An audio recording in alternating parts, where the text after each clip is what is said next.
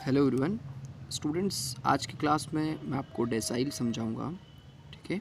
Decyl का मतलब होता है दशमक। ठीक है। दशमक क्या होता है कि कोई वैल्यू या कोई सीरीज़ हमको गिवन होती है, उस सीरीज़ को हमको कुछ ऐसे वैल्यूज़ होते हैं जो सीरीज़ को पर्टिकुलर 10 इक्वल इक्वल पार्ट्स में डिवाइड करते हैं। ठीक है। जैसे हमने मीडियन देखा था कि मीडियन क्या होता है कि एक ऐसा वैल्यू जो उस पर्टिकुलर सीरीज़ को दो भागों में बराबर भागों में बांटता है, उसको मीडियन बोलते हैं, मध्य का।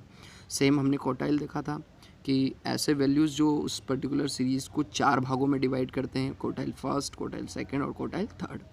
वैसे वैसे आज हम डेसाइल देखेंगे कि कुछ ऐसे वैल्यू जो सीरीज को, है ना, जो भी पर्टिकुलर सीरीज़ दी हुई है उस सीरीज़ को 10 भागों में बराबर भागों में डिवाइड करते हैं। ऐसे वैल्यूज़ को हम डेसाइल बोलते हैं, है ना। जो पहला डेसाइल होता है उसको D1 बोलते हैं। अच्छा, मैंने ये भी बोला था आपको, क्वार्टाइल जब हम निकालते हैं, ठीक है, तो एक्चुअली क्या होता है कि क्वार्टाइल यानी फोर्थ, क्वार्टाइल को चतुर्थक बोलते हैं, लेकिन हम निकालते कितने, Q1, Q2 और Q3। क्यों निकालते हैं? क्योंकि तीन क्वार्टाइल ही उस सीरीज़ को चार भागों में बांट देते हैं।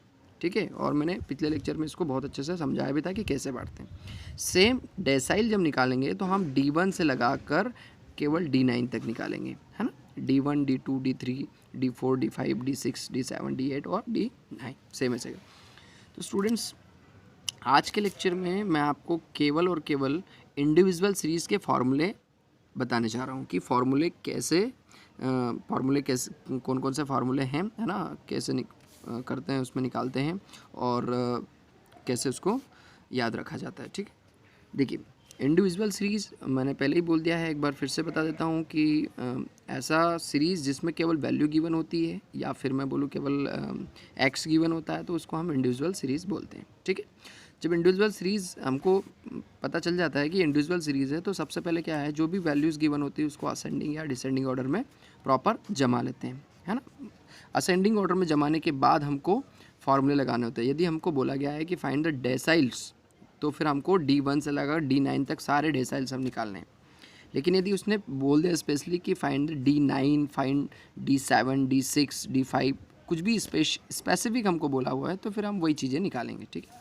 लेकिन मैं अभी फार्मूले आपको सभी बता देता हूँ। देखिए, जैसे D1 की बात करते हैं तो D1 इज इक्वल टू क्या, N1 प्लस 1 डिवाइडेड 10। ये पता है, डेसाइल में 10 डिवाइड होता है, क्वार्टाइल में 4 डिवाइड होता है। ठीक है। और परसेंटेज जब हम आगे देखेंगे तो उसमें 100 डिवाइड होता है। ठीक है। N+1 divided 10 value. ठीक है।